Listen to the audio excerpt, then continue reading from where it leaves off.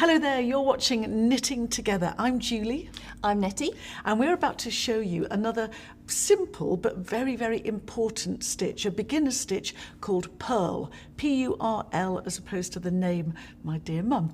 And with purl stitch, Nettie, it's often used in conjunction with knit stitch, isn't it? That's right.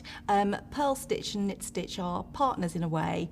Purl stitch is the reverse side of stocking stitch, which has a lovely smooth effect on the front that we can see here. Is purl stitch employed in the ribbing at the bottom? That's right, yes. So for rib, you alternate your purl and knit stitches in columns so that they track up above each other, they stack up above each other to create a nice stretchy rib. That's a very useful thing to have on bottoms of jumpers and sleeves and things. Excellent. Let's get started. Here we have some stitches I've cast on already and work a row. To work purl stitch, we're going to hold the needle in our left hand as normal. I'm going to just hold that little tail out of the way, and I'm going to insert my needle from back to front and just hold it there for a moment.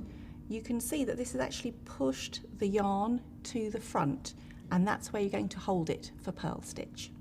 So I'm going to pick up my yarn as usual and wrap the yarn anti-clockwise around the needle, pull it back, and then just lift the stitch off. And that has transferred the stitch to your right hand needle, and you've made your first purl stitch. And you work along the other stitches in exactly the same way for a purl row. Insert from back to front, wrap the yarn anti-clockwise, push it through, and lift it off. And you can see now you're transferring your stitches. I'll do a few more. And you always seem to work, Nettie, near the end of the needle, not at the very tip, because then the stitches would drop automatically, but near the end for easy accessibility.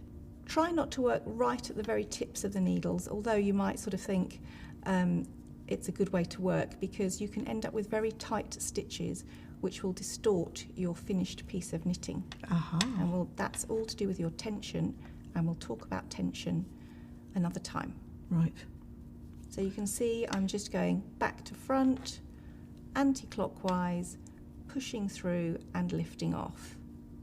Back to front, anti-clockwise, pushing through and lifting off. I personally find that I think that purl stitch is almost easier than knit stitch. I can get into a real rhythm with this one. It's sort of got a flow, hasn't it? That's right. Would you do it sort of one row of knit stitch, one row of purl stitch? Does it work like that, or? You can do that, and that's what creates a stocking stitch. I'm just going to be careful with this last stitch as usual. I'm going to hang on to it with my finger, because it's not as though you can grip any other part of your work back here, and it can be a little bit slippy. Okay. So from back to front, wrap the yarn anti-clockwise and lift off. And then you've completed your row of purl stitch. Just have a look and see how that looks.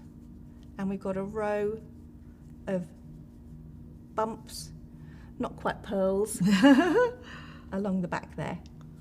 Okay, and that doesn't matter that it's a little bit. You can tidy that big loop up when you work back along the other row.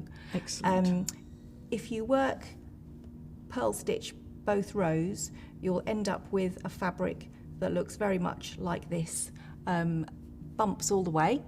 But if you work it with alternate rows of knit stitch, you'll end up with a stocking stitch fabric, which has a smooth side and a bumpy side, and we're going to have a look at stocking stitch separately. Fantastic. And if you're inspired by these mini demos and you'd like to join the Knitting Together Club, all you've got to do is visit letsknit.co.uk/together, or just pick up the phone and dial 0800 904 7000. See you soon.